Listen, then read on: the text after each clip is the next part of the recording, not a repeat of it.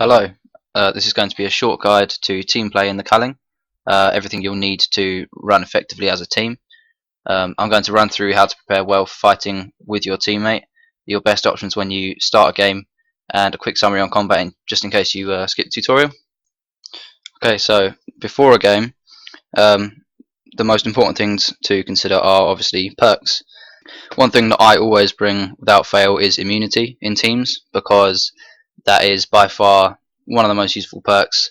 It negates extra damage from backstabs and headshots, which in teams is a real risk because one can be attacking you from the front, the other can just circle around and hit from behind, and if that happens without immunity, you're pretty much just going to die and leave your teammate alone, and he'll probably die afterwards.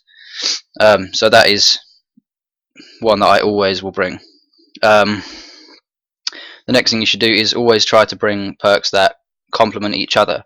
So you and your teammate, if you're communicating beforehand, should try and set up different sets of perks that can help each other out in game, because that sort of maximizes your potential as a team.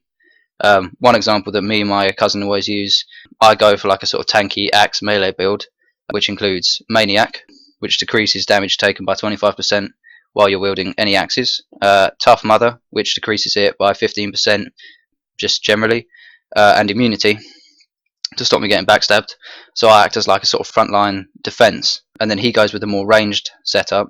He goes with Money Bags, which gives you 2 extra funk every time you collect any funk.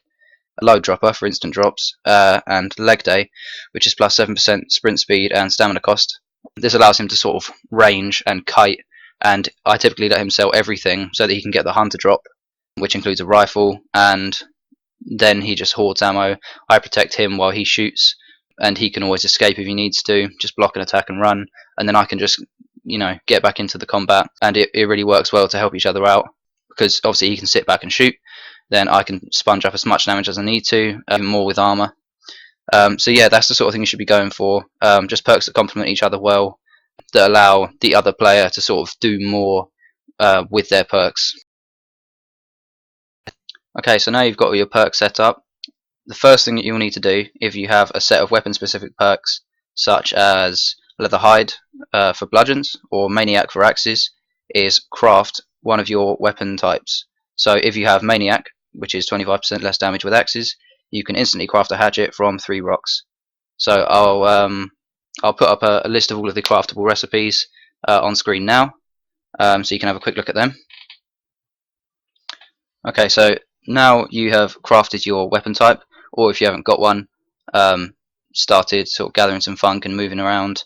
One of the first things you should try and do is loot the nearest building to you and sell everything inside, unless of course it's a weapon that's better than your crafted one for your weapon type, or body armor or anything like that. If it's a stim, it's up to you whether you sell it or use it, or keep it for later. That's just a personal choice. Of course, that can be quite dangerous, looting straight off the bat, because everyone goes for that. That's how you gather most of your funk. So it just depends how confident you are in your combat abilities.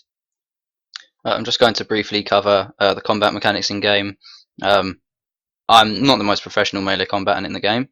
Everybody makes mistakes, but it's quite easy to get the hang of, and it's quite easy to beat most people with, as long as you have good enough reflexes. It's just like rock paper scissors. There's always something that beats something, and it's like a triangle. So if somebody is blocking constantly and you keep hitting blocks, press Q and you will shove their block down, and then you can just go in for one quick hit. I typically only just hit once, because if you try and hit twice, unless you've got a 3-speed weapon, they can just stick up another block and then counter you with a semi-charged hit, which is going to do a lot more damage. If they are shove spamming you, for example, just hitting and shoving, or just shoving, which I have seen some people do, even though it doesn't do any damage anymore, then just keep hitting them, because you are going to hit them more times than they are. If shove is only effective against a block, so if they are hitting and shoving and you are hitting, you're going to be getting in more hits in the same amount of time than they are, and it will therefore do more damage, and they'll have to change up their game plan. And if they don't, then they'll just die.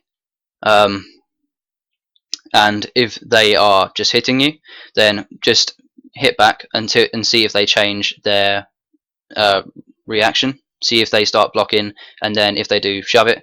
But if all they're doing is hitting you, which is quite a common tactic as well, people just assume that you will just try and fight back, then just stick up a block.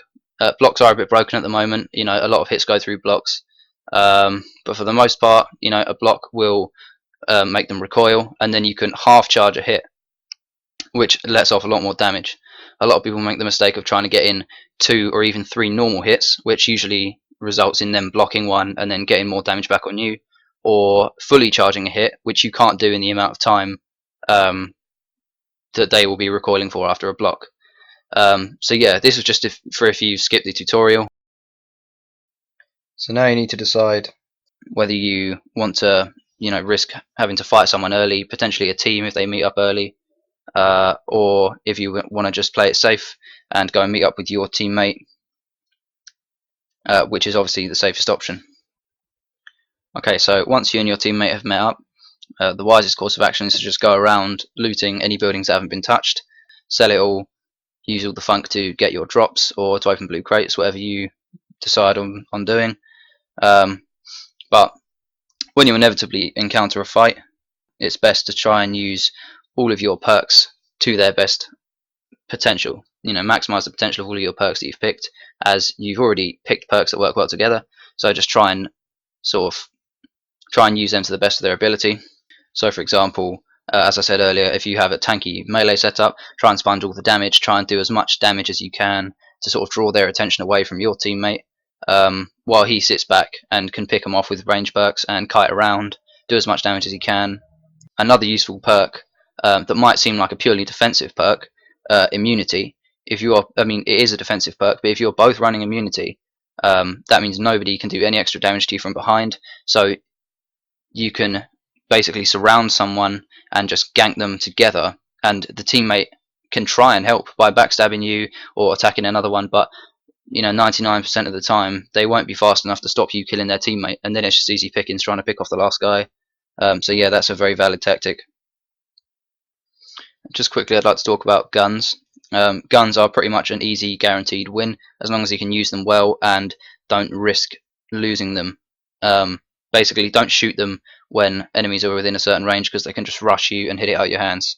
But as long as you use them at sort of medium to, you know, sort of medium range, and even score a headshot, which I think is a one-hit kill at the moment, yeah, then that's pretty much an easy win.